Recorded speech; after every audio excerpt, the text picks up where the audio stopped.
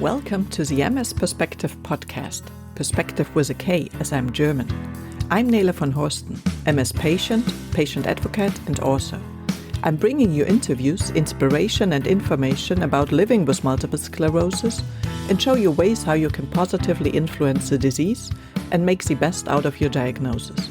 On ms-perspektive.com you will find the show notes, 11 free tips as a PDF and lots of other information. And now the show begins.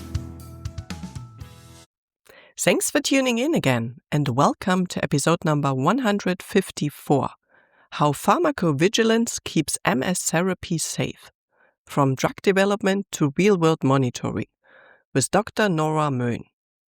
This episode is the English translation of an interview that was originally published in September 2023 on the German MS-Perspektive podcast. The medical and scientific content remains up to date and reflects the current state of knowledge. For this international edition, I have adapted the originally German regulatory references and supplemented them with internationally relevant information to ensure clarity and applicability beyond Germany. I hope you find this conversation insightful and empowering. Hello, Nora. Would you please be so kind and introduce yourself to the audience so they know who is with me on the podcast today? Sure. My name is Nora Möhn. I'm 32 years old and have been working at the MHH in Hanover in Germany in the Department of Neurology, now she is in Bonn University Hospital, since 2016. My clinical and scientific focus is on neuroimmunology and neuro-oncology. Among other things, I supervise the MS consultation hours and works in the MHH cerebrospinal fluid laboratory. I have been living in Hanover since my studies and feel very much at home here. In my free time, I enjoy meeting up with friends for a glass of wine or going to concerts. However, as I am in a long-distance relationship with someone in Halle, an der Saale, I spend a lot of time traveling on Deutsche Bahn trains, which doesn't leave me much time for other hobbies. Okay, Nora, why did you choose this profession? Nele, I had wanted to study medicine since 7th grade when I was completely fascinated by the processes in the human body in biology class. At university and during my nursing internship, I quickly realized that becoming a doctor was indeed what I wanted to do later in life. I have been enthusiastic about neurology since my nursing internship, where I had a lot of contact with patients with neurological disorders. I find the subject incredibly diverse and exciting. The fact that you can find out a lot about the cause or origin of symptoms just by doing a physical examination makes neurology particularly appealing to me. And contrary to popular belief, many diseases can now be treated very well in neurology, sometimes with the most innovative therapeutic approaches, including MS, among others. Okay, Nora, thank you. Now let's start into the topic of pharmacovigilance. What does pharmacovigilance mean and why is it so important? Yeah, Nele, good question. Pharmacovigilance basically refers to all activities and measures aimed at detecting, assessing, understanding, and preventing adverse drug reactions. Every drug has the potential to cause undesirable effects. It is extremely important to be as familiar with and able to assess these as accurately as possible in order to treat each patient effectively. As a rule, not all possible side effects are known when a drug is approved. It is therefore necessary to continuously and systematically record side effects even after market approval. The information obtained can be used to increase the safety of the drug in question. Okay, Nora, how is safety data collected and what precautions are taken early on in the drug development process to ensure drug safety? Ja, Nele, medicines are subject to strict regulations. Even before a medicine is approved, extensive safety data is collected. First, an active ingredient is tested in laboratory experiments and animal experiments, requiring approval before it is administered to a small number of people for the first time in phase 1 clinical trials. The subjects in phase 1 trials are usually healthy individuals. The phase 1 trial primarily tests the tolerability of the drug, i.e., whether it is generally suitable for use in humans. If there are any undesirable effects that are not tolerable, the clinical trial is stopped at this point. If no such undesirable effects occur, phase 2 trials follow, often involving approximately 100 to 300 people, in order to collect and evaluate initial data on the efficacy of a drug for the disease for which it is intended.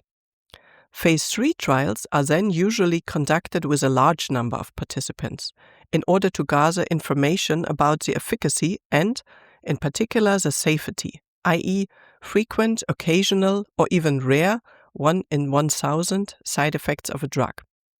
These controlled, randomized clinical trials in which the subject is in the control group are generally treated with either the standard therapy or a placebo, provide reliable results and form the basis for the initial benefit-risk assessment by the drug regulatory authorities during the approval process.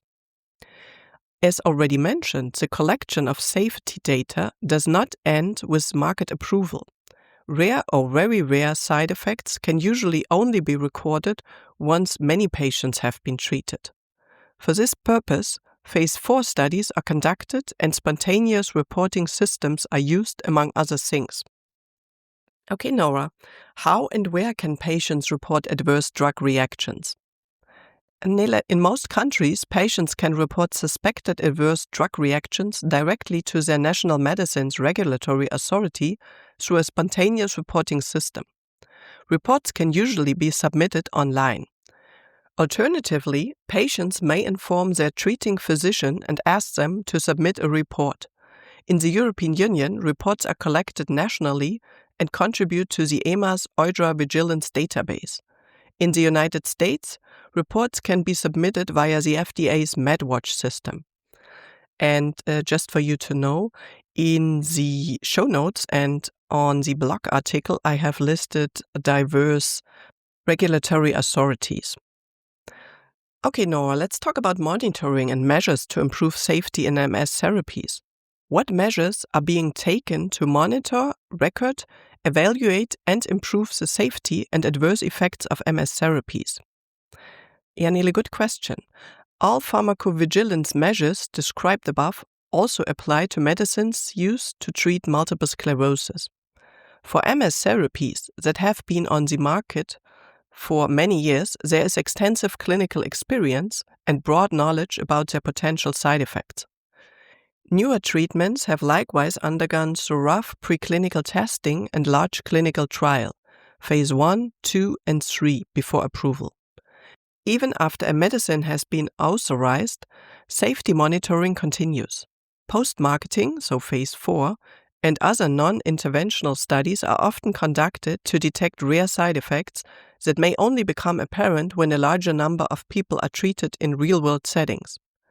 If a side effect is suspected, healthcare professionals, and in many countries patients themselves, can report it through national online reporting systems, for example in Germany via nebenwirkungen.bund.de. For certain MS therapies, additional safety monitoring programs are in place.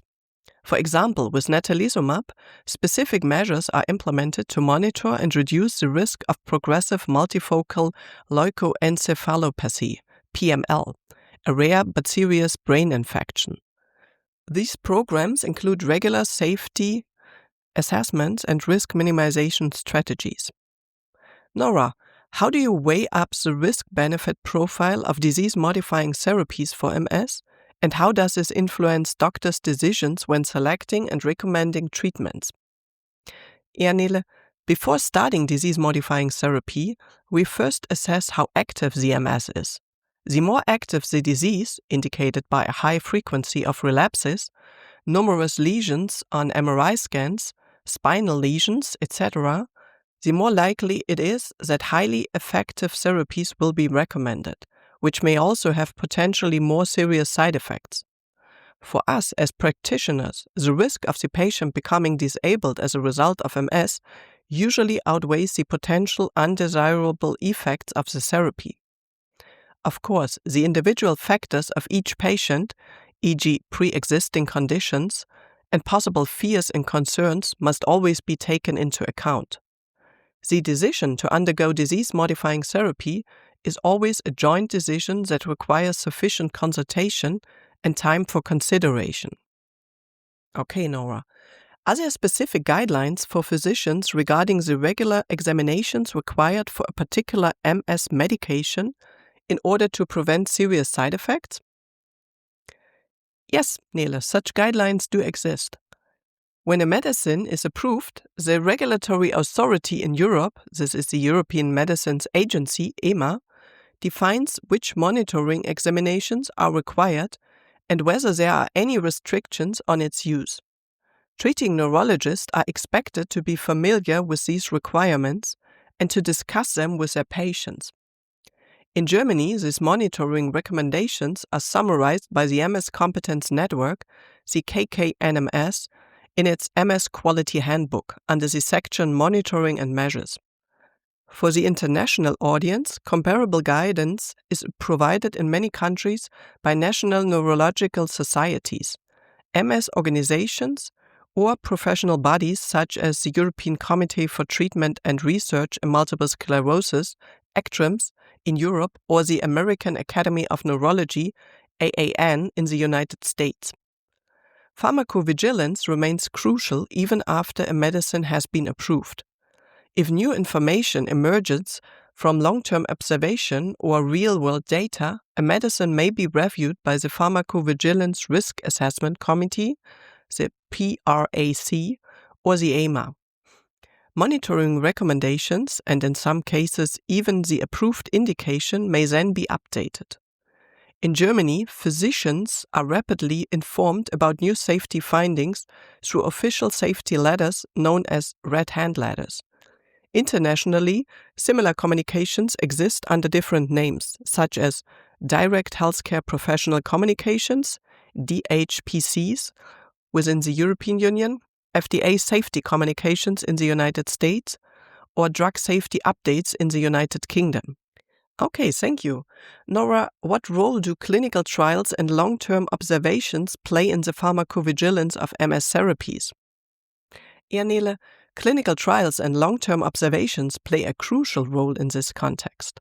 Before an MS therapeutic agent can be launched on the market and used by many patients, it must undergo various stages of clinical testing: preclinical animal trials and clinical trials in phase 1 to 3. The drug is only approved if no serious side effects occur in these clinical trials. After market approval, so-called phase 4 trials or long-term observations are of great importance. Some rare side effects or interactions can only be detected when the drug is used widely, i.e. in many MS patients worldwide.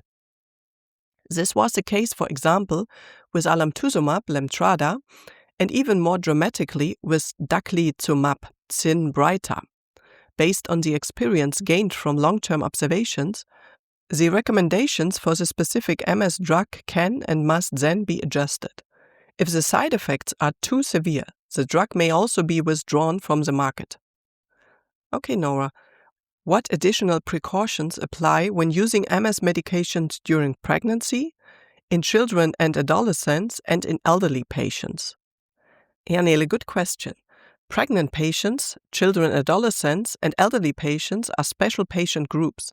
Since they are usually excluded from clinical trials, there is often no safety data on the use of the relevant drugs in these groups prior to market approval. Certain MS drugs are known to have a harmful effect on the fetus. These must not be used during pregnancy under any circumstances, and we must provide information about safe contraception during therapy. With other drugs, pregnancy may be possible, e.g. during a therapy-free interval, and must then be well planned. In older patients, we must consider potential interactions with other medications and pay attention to things such as impaired liver or kidney function. Sometimes, in our opinion, the prescribed checkups are not sufficient and we recommend more frequent laboratory tests. Not all MS medications are actually approved for children and adolescents, as most MS therapies approved for adults have not been tested in randomized controlled studies in children.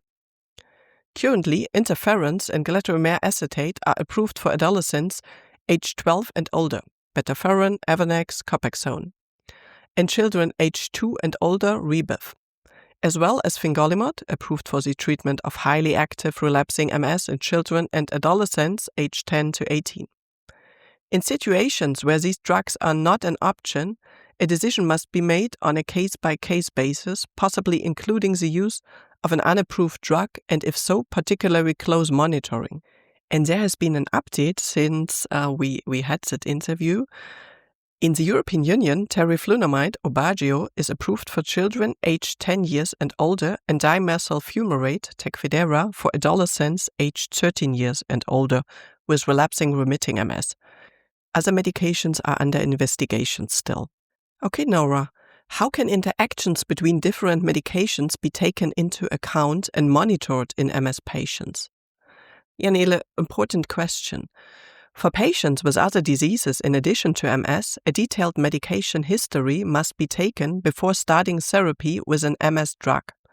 This helps to minimize potential interactions in advance. Patients should also inform their neurologist at an early stage if they need to take a new medication for another disease. There are specific programs into which the respective medications can be entered and then checked for interactions. Patients taking a variety of different medications may need to be monitored clinically and through laboratory tests even more closely than specified in the recommendations. Okay, Nora, thank you.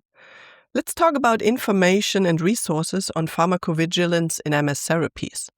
What sources of information are available to doctors and patients for obtaining up-to-date information on pharmacovigilance in MS therapies? And what role do red hand letters play?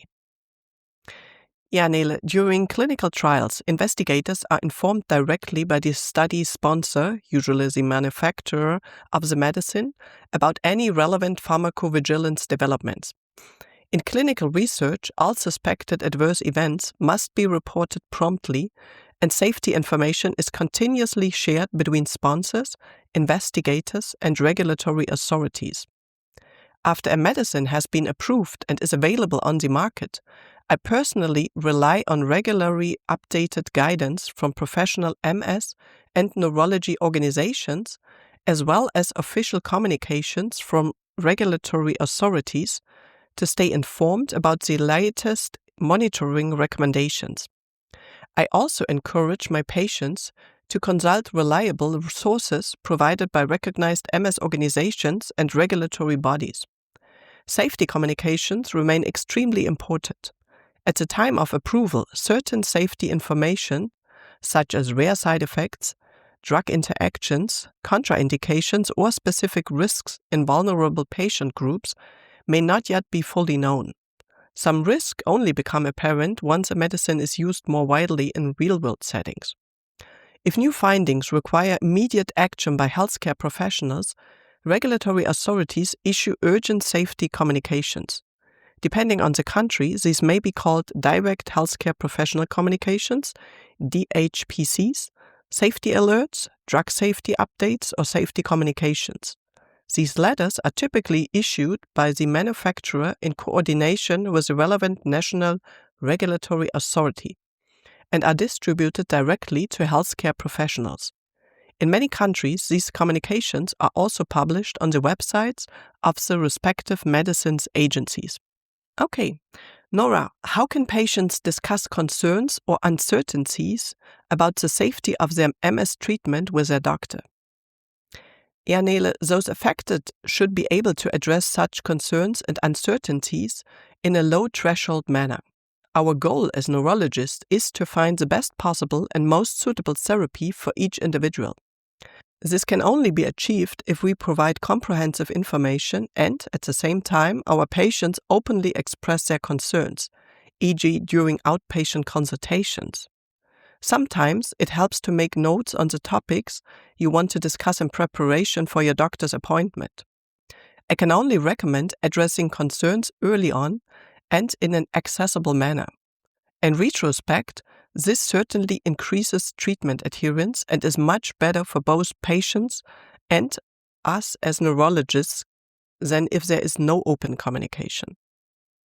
Okay, we were already talking a lot about the role of neurologists in pharmacovigilance. What progress has been made in pharmacovigilance to improve the safety and efficacy of MS drugs?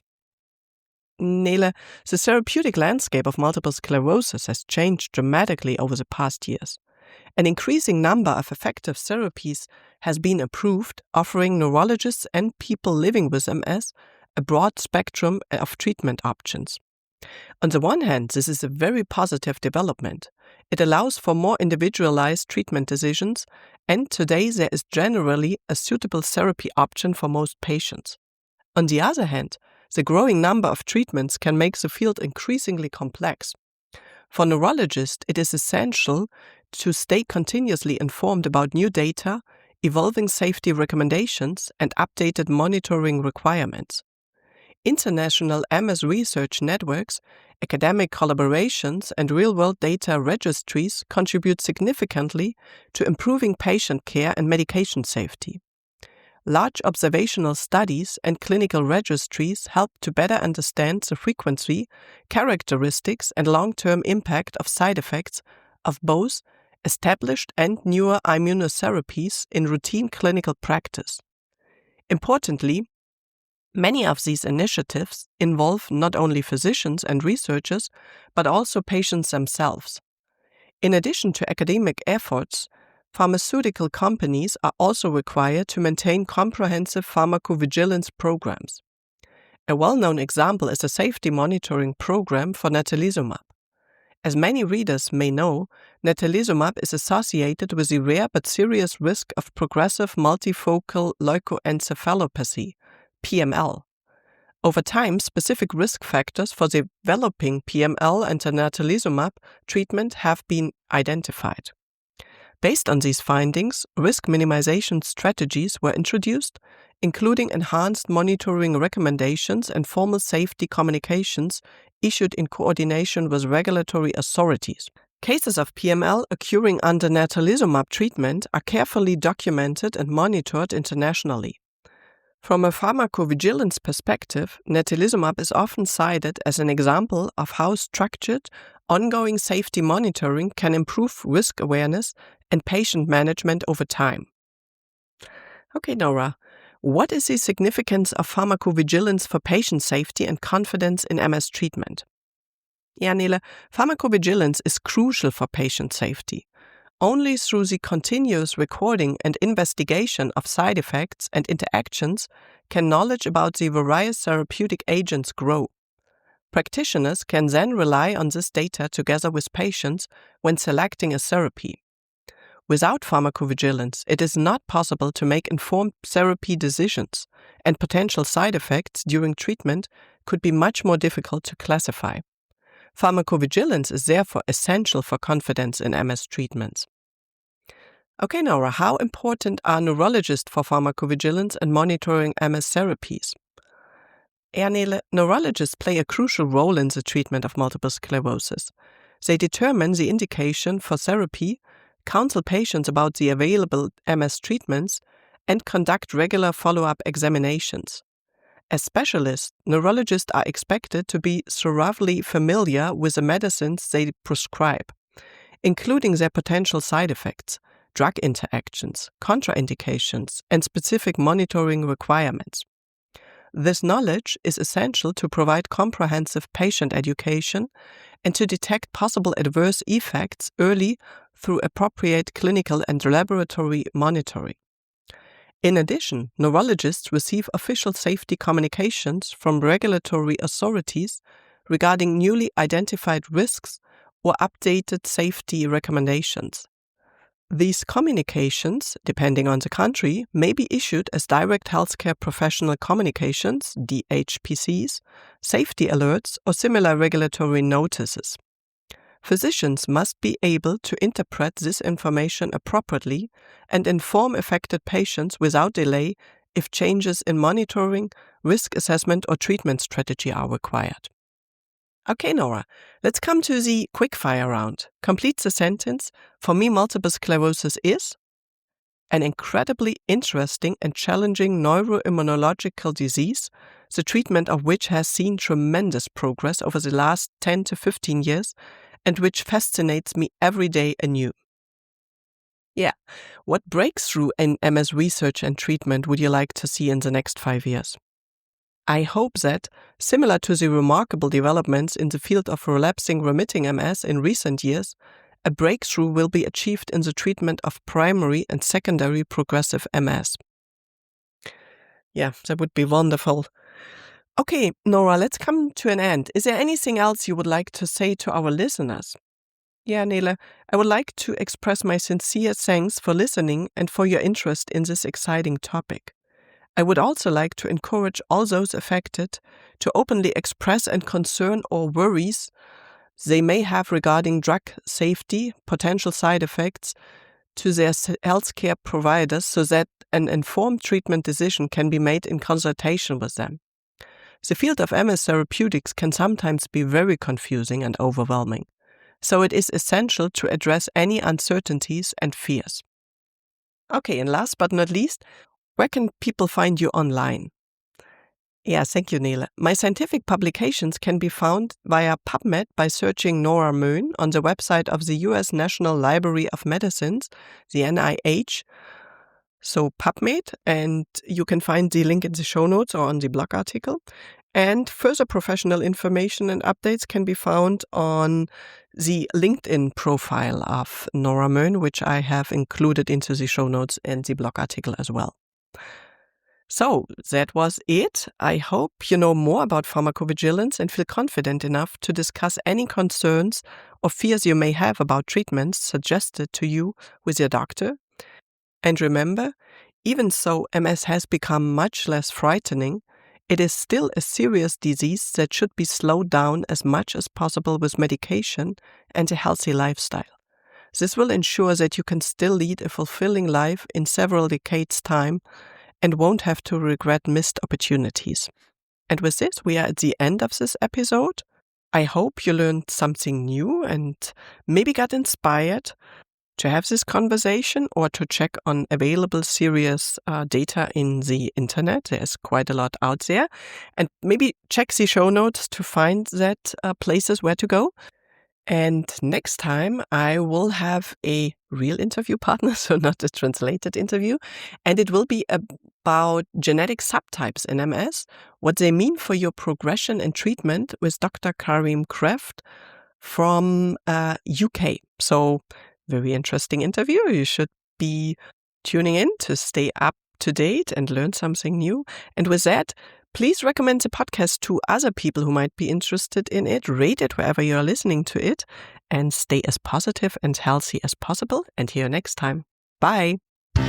Thank you for listening today. I hope you found it helpful.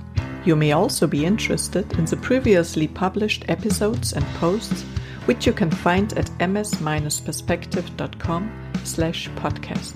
Perspective with a K.